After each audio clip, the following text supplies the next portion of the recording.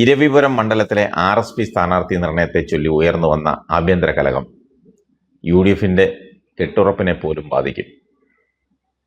ഇരവിപുരത്തെ കലഹം ഇരവിപുരം കൊണ്ട് അവസാനിക്കുമോ അതോ മറ്റ് RSPയുടെ മണ്ഡലത്തിലേക്കും വ്യാപിക്കുമോ എന്നാണ് രാഷ്ട്രീയ കേരളം ഉറ്റുനോക്കുന്നത്.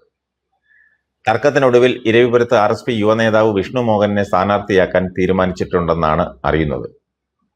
എന്നാൽ ഈ കലഹവും ചേരിതിരിഞ്ഞുള്ള പോരാട്ടവും തുടരുമോ എന്ന ഭയം UDF നേതാക്കൾക്കുണ്ട്. ഇരവിപുരം മണ്ഡലത്തിലെ സ്ഥാനാർത്ഥിത്വത്തിനായി NK പ്രേമചന്ദ്രൻ MPയും ഷിബു ബേബി ജോണും 2 ചേരികളിലായി നിലയുറപ്പിച്ചതോടെ പാർട്ടി സെക്രട്ടേറിയറ്റ് യോഗത്തിൽ പൊരിഞ്ഞ തർക്കമുണ്ടായി. പ്രേമേന്ദ്രന്റെ മകൻ കാർത്തിക് പ്രേമേന്ദ്രനെ ഇരവിപുരത്ത് മത്സരിപ്പിക്കണമെന്ന ആവശ്യമാണ് തർക്കത്തിന് കാരണം. ഭൂരിപക്ഷം അംഗങ്ങളും കാർത്തിക് പ്രേമേന്ദ്രനെ പിന്തുണച്ചിട്ടും ഷിബു ബേബി ജോണിന്റെ നേതൃത്വത്തിൽ ഒരു വിഭാഗം എതിർത്തതാണ് ആഭ്യന്തര കലഹത്തിന് കാരണമായത്. RSPയെ പിളർത്താൻ രാജ്യഭീഷണി വരെ സംസ്ഥാന സെക്രട്ടേറിയറ്റിൽ അരങ്ങേറി. അവസാനം അപകടം മണത്ത് പലരും പിൻവലിഞ്ഞതുകൊണ്ടാണ് പ്രശ്നപരിഹാരമായത്. എന്നാൽ ഇരവിപുരത്ത് തുടങ്ങിയ കലഹം ഇരവിപുരം കൊണ്ട് അവസാനിക്കുന്നതാണ് പാർട്ടിക്ക് നല്ലത്. പാർട്ടി സെക്രട്ടേറിയറ്റിലെ ഒരു വിഭാഗം കാർത്തികിനായി ശക്തമായി വാദിക്കുമ്പോൾ ഷിബു ബേബി ജോൺ പക്ഷം ഇതിനെ നഖശികാന്തം എതിർക്കുന്നു. മണിക്കൂറുകൾ നീണ്ട ചർച്ചകളിൽ ഷിബു ബേബി ജോണിനും NK പ്രേമചന്ദ്രനും ഒരുപോലെ വിമർശനമേൽക്കേണ്ടി വന്നു. പാർട്ടിയിലെ ഗ്രൂപ്പ് പോര് അച്ചടക്കത്തെയും വരാനിരിക്കുന്ന തെരഞ്ഞെടുപ്പിലെ പ്രകടനത്തെയും ബാധിക്കുമെന്നാണ് മുതിർന്ന നേതാക്കൾ മുന്നറിയിപ്പ് നൽകിയത്. ചവറയിലെ സ്ഥാനാർത്ഥി കൂടിയായ ഷിബു ബേബി ജോൺ വിഭാഗീയത ഇല്ലാതാക്കാൻ ശ്രമിക്കുന്നതിനു പകരം വളം വയ്ക്കുകയാണെന്ന ആരോപണവും യോഗത്തിൽ ഉയർന്നു.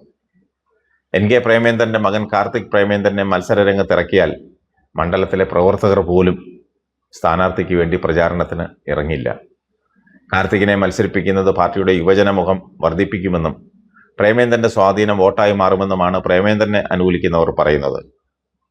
എന്നാൽ യാതൊരു പരിചയവുമില്ലാത്ത സ്ഥാനാർത്ഥിയായ കാർത്തികിനെ അങ്ങനെ കാണാനാണ് മറുവിഭാഗം തയ്യാറായത്.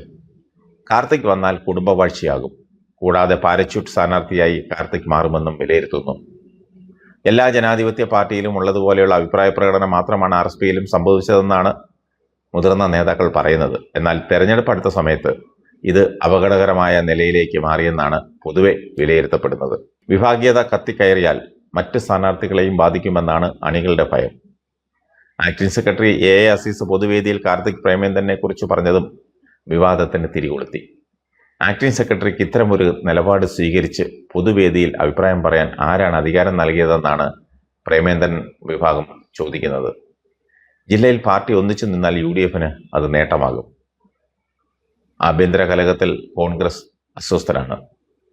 ഇത്തരം നീക്കം ഈ സമയത്ത് പാടില്ലായിരുന്നുവെന്നാണ് കോൺഗ്രസ് നേതാക്കൾ പറയുന്നത്.